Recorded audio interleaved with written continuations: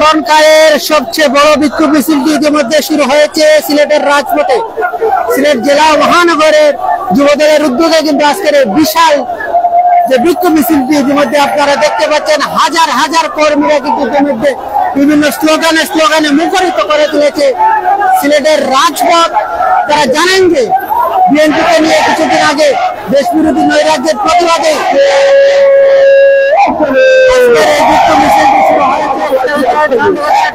জানাতে পারে বিভিন্ন স্লোগানে মুখরিত করে তুলেছে সিলেট জেলা মহানগর যুবদলের কর্মীরা।